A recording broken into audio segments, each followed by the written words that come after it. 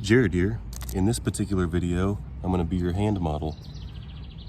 First, you're going to see that I put packing tape on parts of the turbo that I don't want to get any metal or any dirt in, and I haven't tried that before, so we're going to see how that holds up to the sparks. The purpose of this video is, if you'll notice, two of these studs are in horrible, rusty, bad condition. And even if they weren't, it's probably a good idea to clean them up because you don't want any problems by the time everything goes back into the car.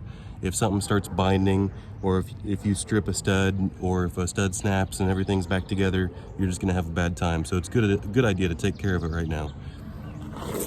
So this is a really good example of three things that need to happen. If you'll notice, like I was saying earlier, these two studs right here are in bad shape, and they're still intact, but they need cleaned up. This ear right here, the stud sheared off completely flush, and we're gonna have to figure out how to get that sheared off stud out of that ear so that we can put this new stud in. And this bottom looks like the stud pulled completely out, just like this would have. And the threads look like they're in good shape, but we're gonna clean them up anyway with this chaser.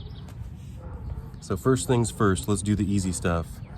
You know, I am gonna skip a step, but the first step would be to take a wire brush and clean this up. But to be frank with you, I forgot. I left it somewhere and already started the video. So what I am gonna do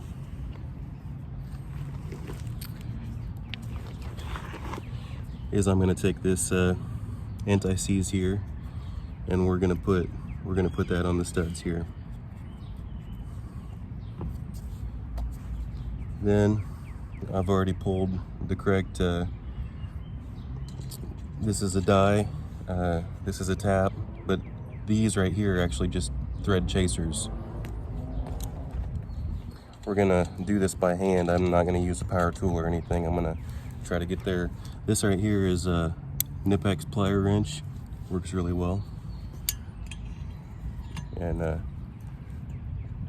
as I spin it on there, I can go back and forth, and I can also make sure that it's flush because I don't want to cross thread it. And it's in bad shape, but I can still do it like this. I wanted to start putting it on with the pliers parallel there on the die, but once I got it going, now I can just easily spin this the rest of the way and make sure that it's going smooth. Now if it starts to bind, it's what you want to do is back it off a little bit. And honestly, even if it doesn't bind, it's a good idea to back it off a little bit and then go back forward, because this is cutting the rust and whatever bad imperfections are in threads.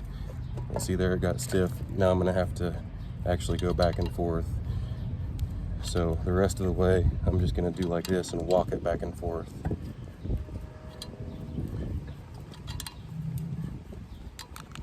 Now I don't necessarily have to go all the way flush, because that flange right here, you see how thick that is.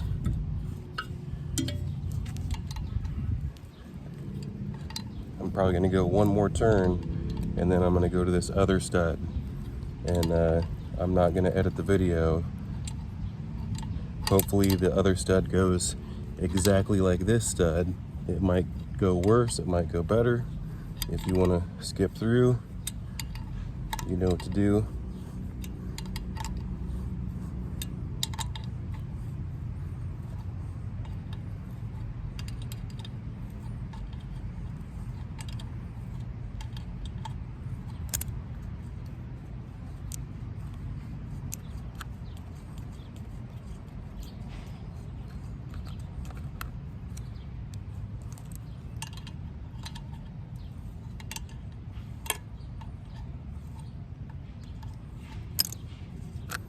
And those threads look absolutely brand new.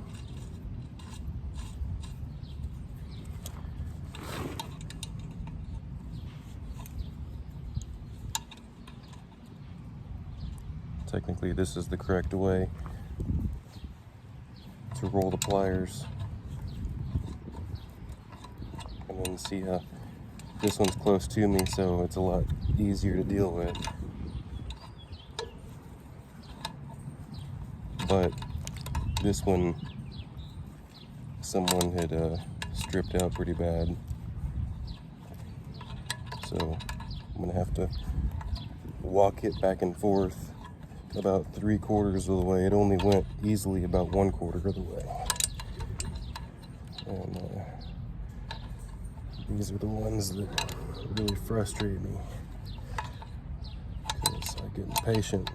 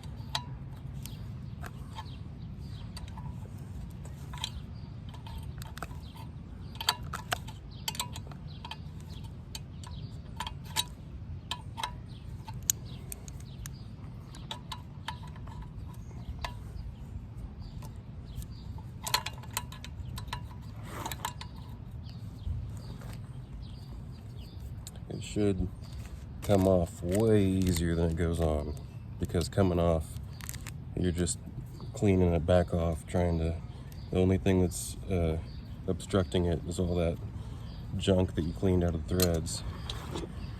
But beautiful threads there. And then, like I said, this bottom one, it came out like that. Imagine this stud came out of that bottom one and the threads are still intact. We're gonna dap that up. Chaser.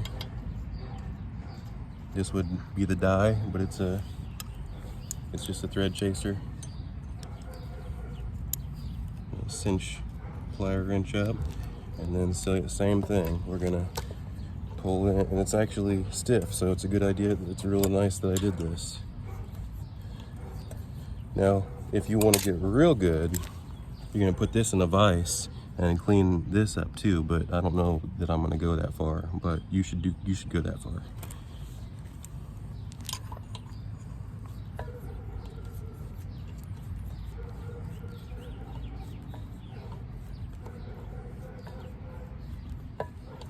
The idea on this one is it goes all the way through, so the idea is you just want it to poke through to the other end.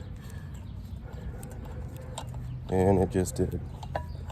So now we're gonna pull it back out. Like I said, it should come out easier than it goes in, and it is. It's probably come out by hand now. All right, now for the toughie. What are we gonna do? All right, in my previous video I showed you how to get the studs out. We're gonna do a similar thing. What we're gonna try to do is cut a slot right at the very end here, and then we're gonna try to relieve that stud by cutting it in half. So let's see what happens. First off, this is the safety gear I use. This is way better than any safety goggles I've ever used, so get yourself some Moto goggles, and it's rad.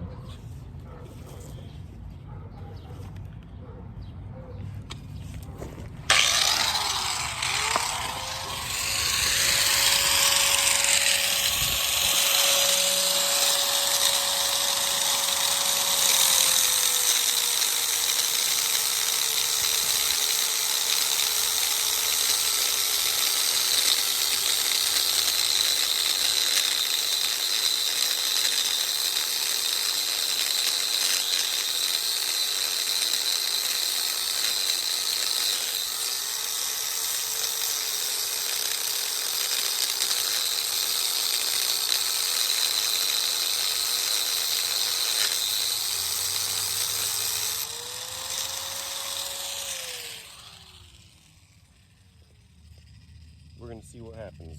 You know, it's experimental here.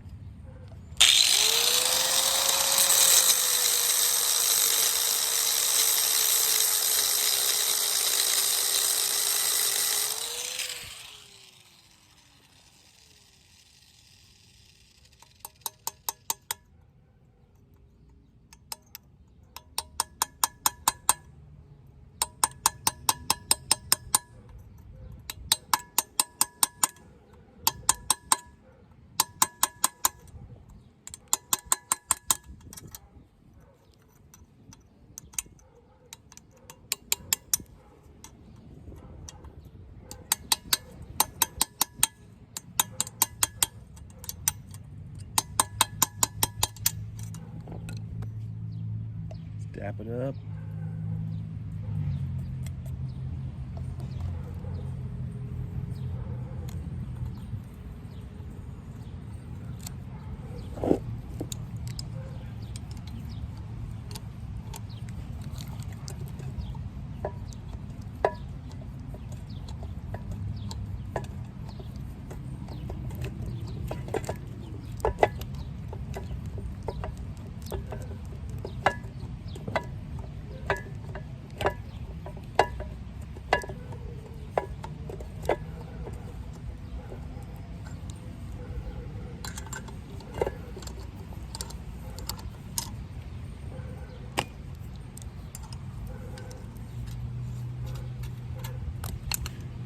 And then the idea is, now this would go in, no problem.